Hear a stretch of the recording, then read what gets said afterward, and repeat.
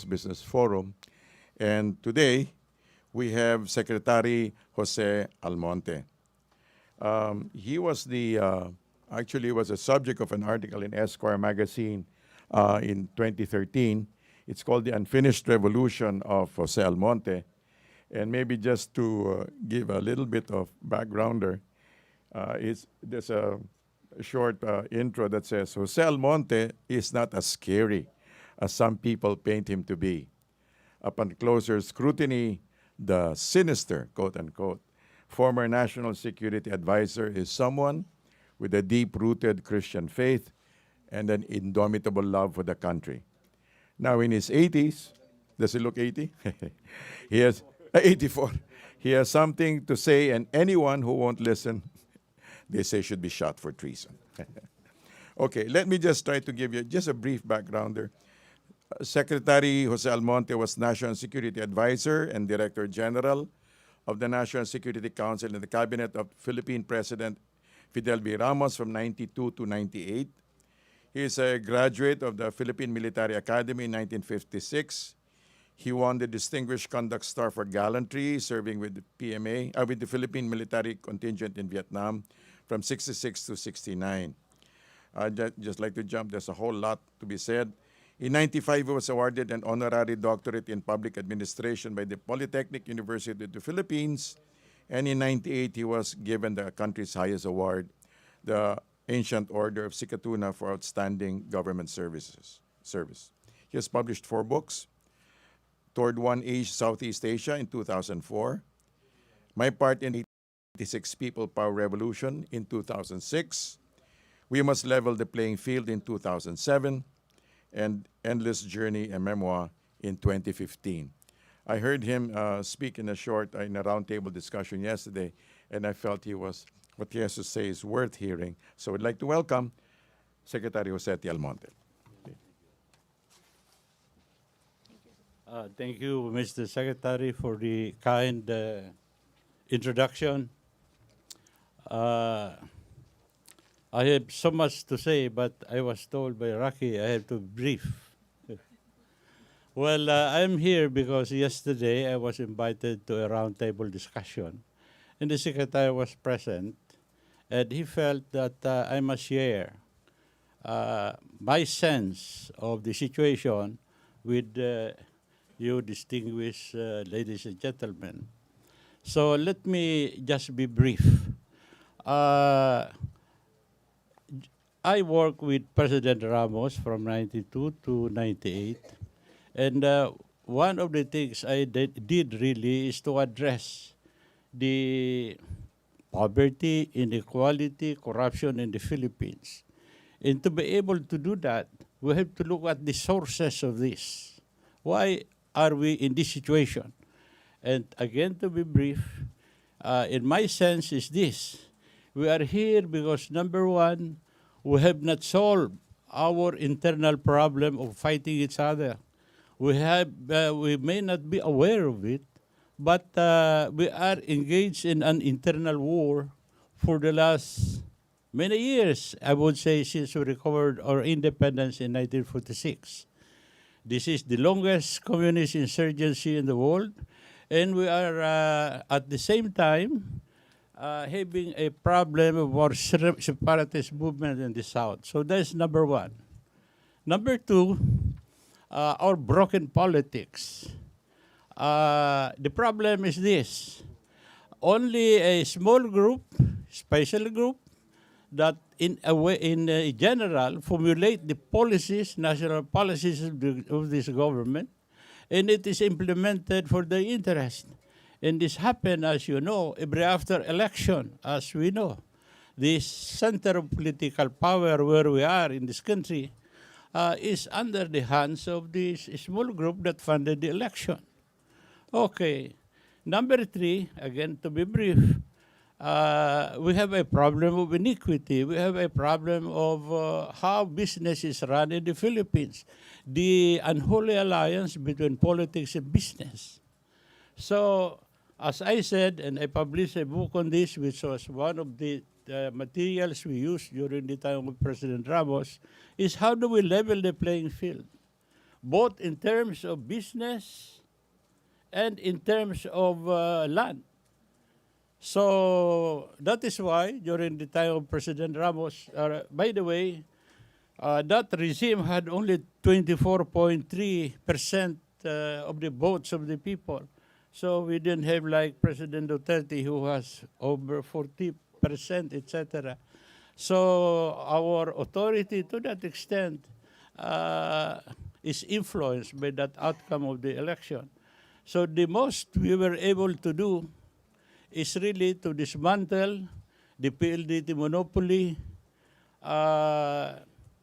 We changed the rules in the inter-island shipping, in insurance, in banking, and others. But we have so many problems that has to be addressed yet. And that remaining problem is the unfinished revolution that the Secretary told you earlier. And what are these? This is what I mentioned earlier. This is our internal war, our broken politics, and the business which is monopolized by a few, and the politics. Now, incidentally, this is what President Duterte is primarily addressing. And to me, the misfortune is this. And this is what I'm most afraid. In fact, this is the reason why I agreed to speak here. Because I felt that if we can solve these three basic problems, this nation will become rich in a decade or so, even less. But if this is derailed, it will be very tragic again for all of us. And I am afraid that the concentration of, let's say, the media, you might get angry with me, but that is, I think, the truth. But anyway, off the record, no? Live. Oh, is it really? I'm sorry. All right. Well, I'm not taking it back. The truth is this: we are the national attention is focused, and I cannot blame the nation in terms of the extrajudicial killings, which is a component of the campaign against drugs. This is the concentration. And then the other concentration, which distracts the nation, is the colorful language of the president. Am I correct? Now, all right. To me, these are, if I may say, according to me, trivial things. We can correct this. The most important thing are the 3 points that I have stated. And as I said, I repeat, the reason why I agreed to talk to you, and this is among the few times that I talk to the media this way, is the reason is my fear that the 3 things, fundamental things that President Duterte would like to address may be jeopardized because of these things that I have mentioned earlier. So maybe, Mr. Secretary, I understand I have only a few minutes. That will be okay as a background. Okay. Questions? Raymond Tinasa, Bombo Radio. Sir, good morning. Sir, just your views perhaps on the shaping new foreign policy of the Duterte administration, especially on his track going away with the U.S. and moving closer with Russia and China. Let me put this in perspective. Firstly, so we will understand this more fully. The foreign policy of a nation can never go beyond the strength, internal strength of that nation. Okay? In short, foreign policy is merely an extension of the national situation. Okay? That is why, if we have to have an effective foreign policy, we have first to ensure that our nation becomes rich, prosperous, and strong, so that we can relate with the people outside, not as a dependent, but as somebody who could be useful to the world. Okay, okay. Having said that, let me say this, that in general, the sense is that we have to be friends of everybody. Even our enemies, we have to befriend them because they are potential friends. And, our friends could be potential enemies. This is the reality in the world. This is a reflection of who we are as human beings. And this is the raw material that where we all play together. So the question, now may I go to your specific question? Let me say this, that the Philippines could remain as friends with our old allies like America.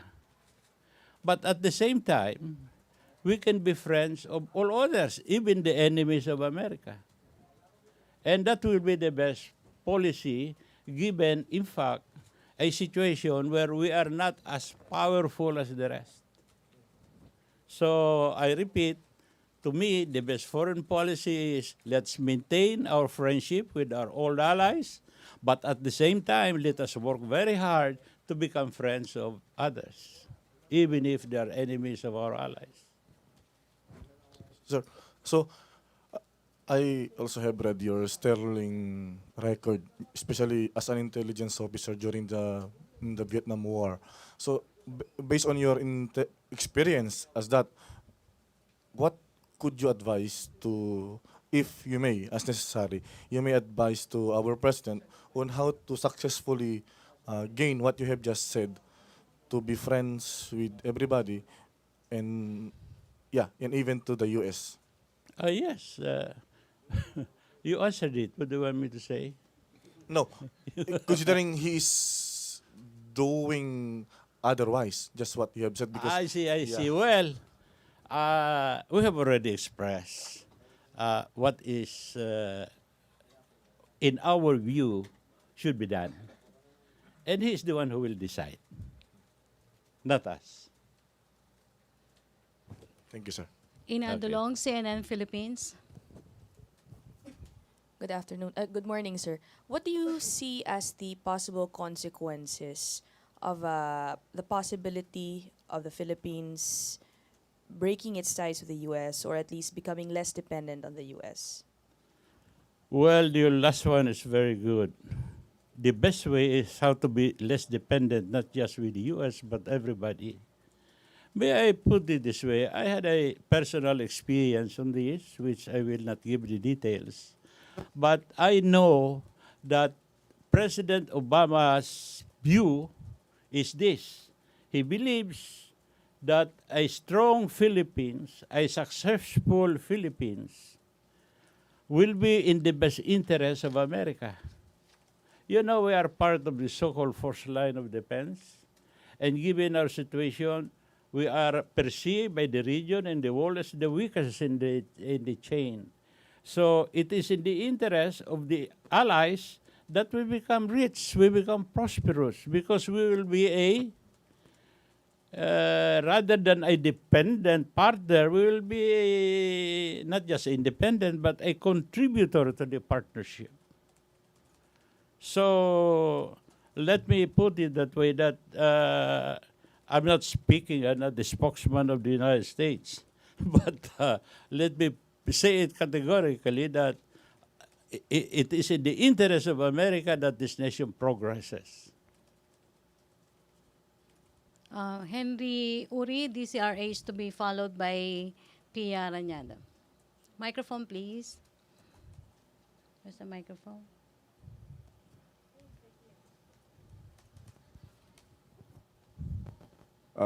General, good morning. Good morning. President claims that the extent of proliferation of illegal drugs now has reached to classify as a national security threat.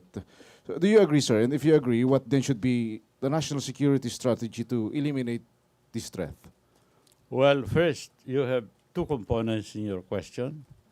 That the drug problem has become a national security threat. I am inclined to agree with that premise.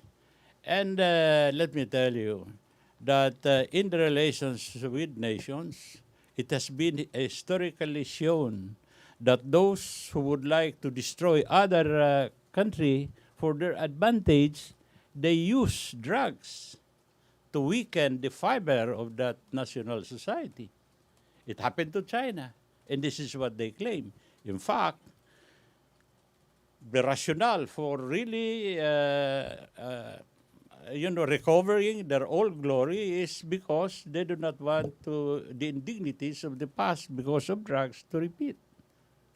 Okay, having said that, the other one is I agree on the strategy. Is that your question? All right. What Yes. should be the strategy? Well, look, this drug problem is not unique with the Philippines. This is a problem all over the world. It's a problem in America, and a big problem. Now, some states in America try to rectify the problem by legalizing it, but much of the states of America is not doing that. Now, other countries, sige po. Other countries, they use less violent options by education, by rehabilitation. But there are also those who use violence. Now, by experience, it appears that the result, even with those who applied violence, like in Bangkok just a few years ago when Shinawatra was the prime minister,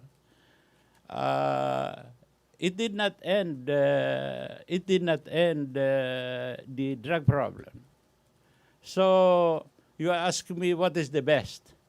I wish I can tell you, then I'll be president.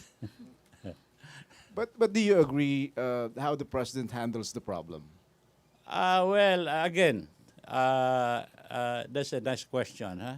You are putting me on the spot. Well, let me put it this way.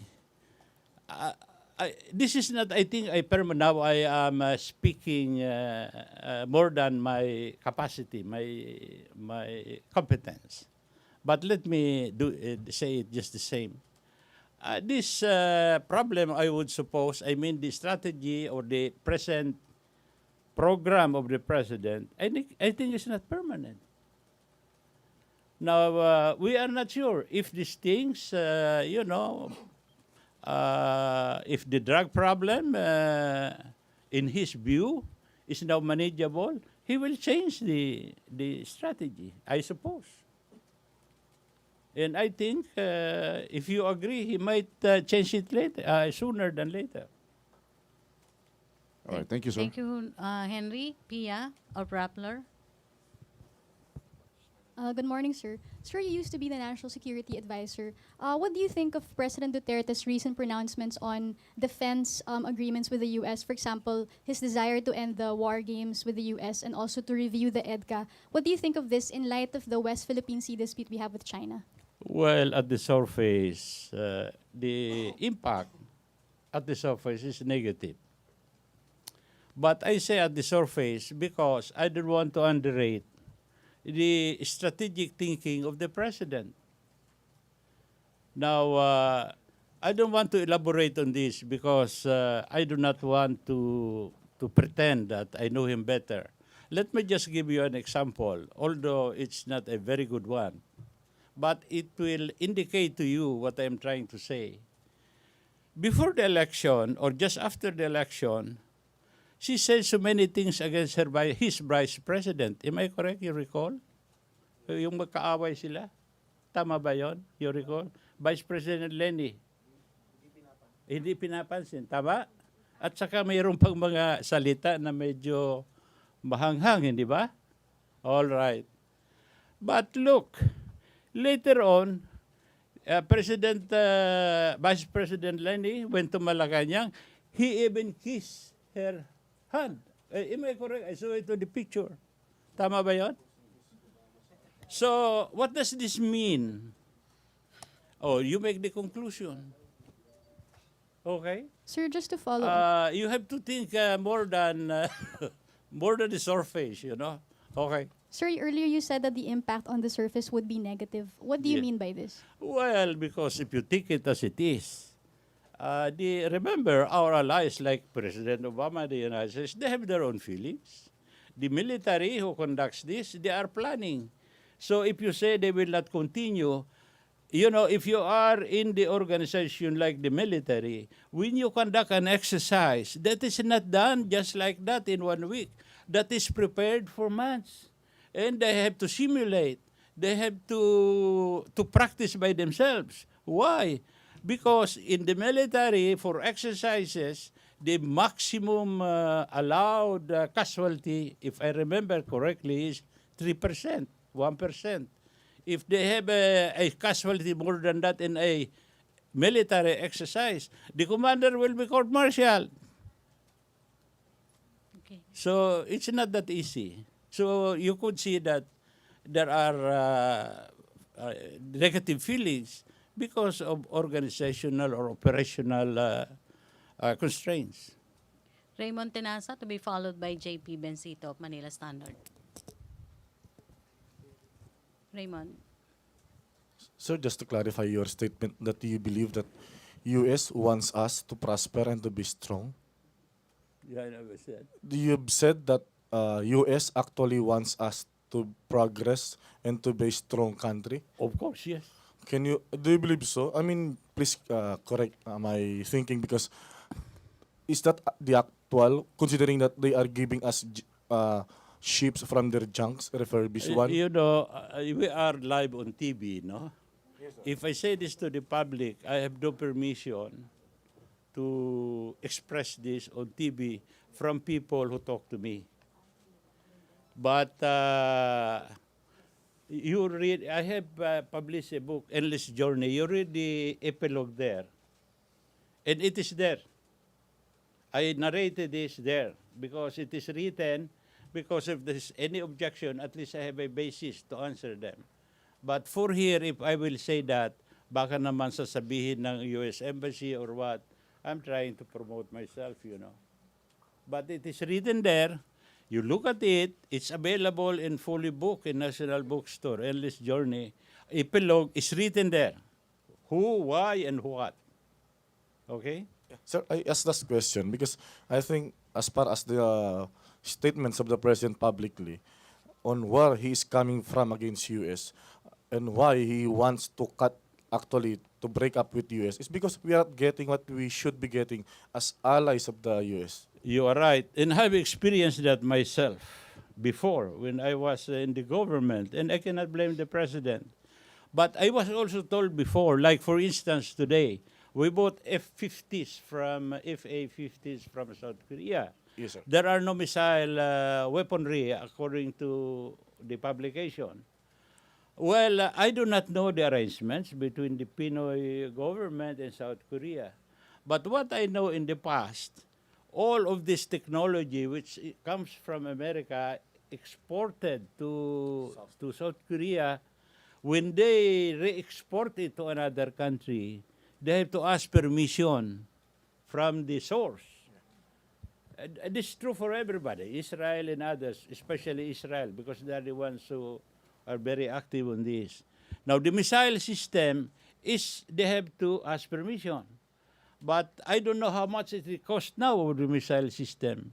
So maybe we will only buy it when we exactly need it already. If we do not need it now, there is no need to spend. You can spend the money somewhere else.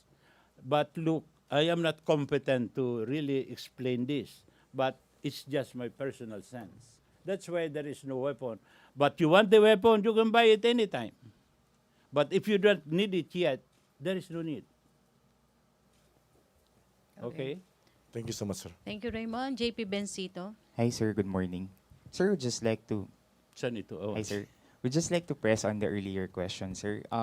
You mentioned that the president, the many people are fixated to the colorful speech of the president. Yes. Sir, is it good for the president to continue cursing other world leaders, U.S. President Barack Obama, the EU, the UN, sir? You know, I am here to speak, according to me, to the best of my ability to speak for the people, not for anybody. Okay, that's why I'm here. So to answer you, I don't want to be misunderstood because I might be misunderstood. Oh, dito masyadong kwan, partisan, no? No. I would say that even the president may not realize that it's not good. So I am hopeful that he will change when the time comes. Sir, thank you po. Sir, on a personal note, sir, do you explore the possibility of joining the Duterte administration in the future, sir? Do you Hindi think- po. No, I'm not. I'm sorry, Mr. Secretary. Opo. I'm old already. I could no longer work, you know. I am just here really as an extension, just to be able to still be useful. In fact, I was hesitant to talk to all of you because I don't want to be misunderstood. I am happy this is live. Thank you, sir. Thank you, JB. Alden of Kyoto. Microphone, please. Yes, sir. Sir, as a national security expert who has dabbled in the South China Sea issue, do you think that if the Philippines does go through with breaking ties with the U.S., do you think it could also affect its relationship with other U.S. allies in Asia like Japan, South Korea, and I'm not sure if Thailand is still a U.S. ally, but do you think it might affect that? Do you think they might shun us away? Okay, I think the answer to that is more complex than just saying this and that, you know. Do we have time? I'll explain it a little bit. You know, in the Asia Pacific, Indo-Asia Pacific today, the situation is really defined by the relationship between China and America. Okay? That is the reality. Now, in the South China Sea, the problem is this. China believes that the South China Sea is an integral part of their dream. Now, what is their dream? Their dream are three, according to Ming Fu in his book, Chinese Dream. The first one is internal design, they call it. Then the regional design and a global design. Since 1978, the reform of Deng Xiaoping, up to today, they feel that they have already attained the internal design. They are rich and powerful. Now they are on a regional design, and among them is about the South China Sea and the others. Hindi lang South China Sea. Then after this, they will go to a third one, the the global design. Okay, let me explain this. The South China Sea is not merely a source of minerals or whatever. In terms of their global ambition, it functions like the Sea of Okhotsk. The Sea of Okhotsk is north of this Japan Sea, between Kamchatka and I think the Kurils in the north. This was the nuclear submarine pen of the Soviet Union during the Cold War. Now, the South China Sea, according to experts, is being viewed like that. In fact, the islands now that have been converted, the rocks converted into islands, and some of them now have vessels that can berth or sustain these vessels, are among them these things I'm telling you. So we could say that the South China Sea is an integral part of the Chinese thinking. Now, the problem for the U.S. is this, and I give this to you.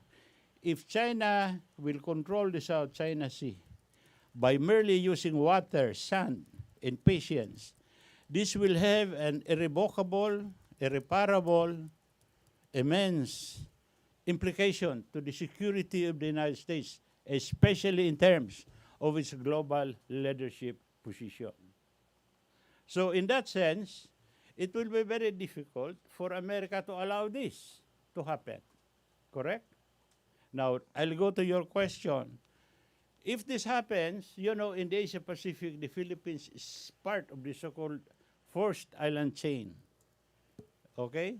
Now, if it so happens that in the future, China controls the South China Sea, now there will be a serious re-examination of the partnership alliances in this part of the world. Now, how about the Philippines? The Philippines is, as you know, and as they say, is the weakest in the chain. Now, your question is, what happens if we quarrel with America and then etc.? Well, you have now to imagine the consequences in terms of the context I told you. Okay. Sir, given your statement, sir, saying that the nations in Asia is defined by their affiliations either with the US or China, how do you think it would be possible for the Philippines to remain neutral? Because the logical conclusion to that, sir, is it's either we are with China or either we are with the US. Correction. Excuse me. I did not say that. What I said is the situation in the Indo-Asia Pacific is defined by the relationship between America and China. Okay, sir. Now, what is their relationship? They do not want to go to war with each other. They know that. It is counterproductive for them. So what are they doing? If it is possible to cooperate, they cooperate. If it is necessary, they compete. If the competition becomes so serious, they relax and then review the situation, look for points of consensus, and return the equilibrium to the old one. This is their strategy. Okay? This is what is happening today. And this is the thinking of both. By the way, China says when Xi Jinping, not Xi Jinping, Hu Jintao visited America in January several years ago. He said, it's very difficult for America and China to go to war. We have 95 points of institutional contacts. And this is being reviewed every year by the strategic economic dialogue that is being held alternately in Washington and in Beijing, participated in by the highest officials. The result is reviewed by the President of China and America. So they are so confident that these things will not happen.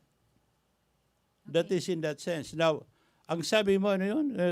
Pilipinas, America, one?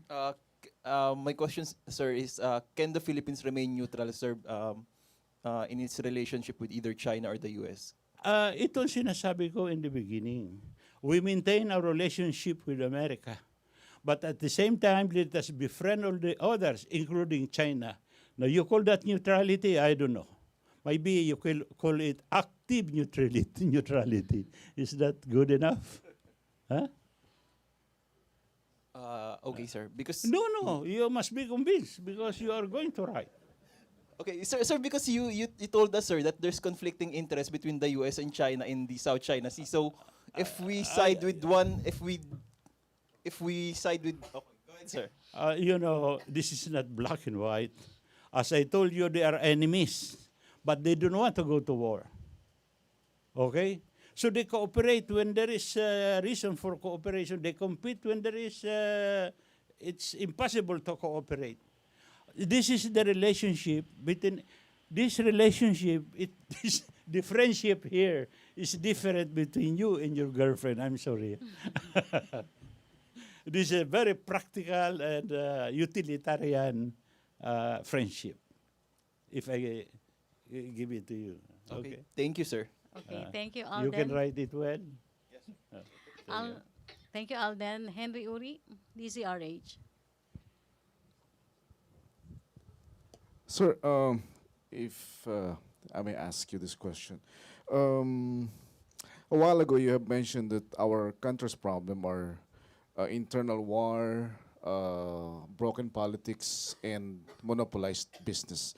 Our president is already on his way on making our countries into another 100 days. But the first 100 days, how would you rate his performance?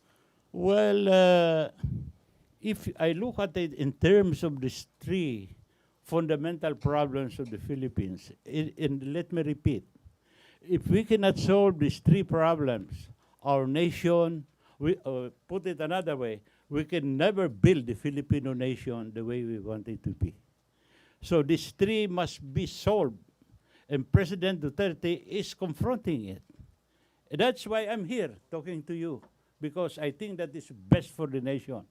Now, if it is best for him as president, excuse me, it's really incidental. Because I believe, personally, because this is what I have done during the Ramos administration. And I've written it afterwards because we were not able to finish it. It's the unfinished revolution, according to Square, although I did not say it that way. Now, you are asking me, well, how do you rate him? I say this, based on what has been done for the next 100 days, exceptional. Exceptional. Look, he has, and I mean, in ordinary things, what he did is not really conventional. He assigned the cabinet positions to known leftists, correct? He has now arranged an indefinite ceasefire with the left. Is that correct? And he is now negotiating the social economic component of the peace process that they are hammering out, correct? And this is very important. Now he's talking to the MNLF and the MILF, using his personal influence to do that. Now this is key to our development as a nation. Otherwise, we cannot correct our corruption or inequality or poverty, everything, including the corruption of the judiciary. But if we can solve these three, all of this will follow. Believe me, I hope the nation is listening. Thank you, Henry. Pwede yung isa pa. This is a Yes. Viber question from our colleague Deo de Guzman of DZXL. He said, is it prudent for President Duterte bad-mouthing USA in terms of security? He even said that CIA is trying to kill him. What is your, I think he's asking for your opinion on that. Well, I hope your friend will understand. I cannot comment on speculation, you know. Please, if privately we will discuss. Let him see me. All right. Okay, Thank thank you. More questions? Benji Liwanag of DCBB. Good morning, sir. Yes, go ahead. Sir, can you react dun sa mga statement ni Presidente lately with the soldiers, paghandaan natin ang terrorism? As a former National Security Advisor, what's your assessment on this, sir? Well, you know, it's not only President Duterte who thinks that way. All leaders I know in the world, especially in the developed world or in the free world so-called, feels that way. Because the fear today is the convergence of mass destruction weapons with the terrorist. That is the fear. All right. You know, insofar as terrorism is concerned, there is a complex background of that, why there is terrorism in the world today. And you will understand why in France there is so much terrorist action. You will understand why the 9/11 happened in the United States. Now, the historical antecedents that converge to create the situation so that young people are motivated to engage in asymmetric actions at their expense is because of this kind of situation that developed. Now, I think the Pope and the others understand this, and they are doing something about it, if I may say so, to their credit, by their statements. But this problem, which has accumulated for centuries, cannot be solved in 1 century, if I may say so. This will take time, and this is part of the development process, I think, of mankind, so that later on we become, we elevate our qualitatively human condition to a better, higher way, you know. As of now, we sometimes our lesser angels dominate us. So If we're going to compare the terrorism before when you were the National Security Advisor and the terrorism right now, sir, how would you assess it? you know, that's a very good question because I was National Security Advisor, you know. During that period, si SKJ, the Sheikh Mohammed, Khalid Muhammad, Khalid, yeah. the one who claimed he planned the 9/11. He was here in the Philippines for a few years.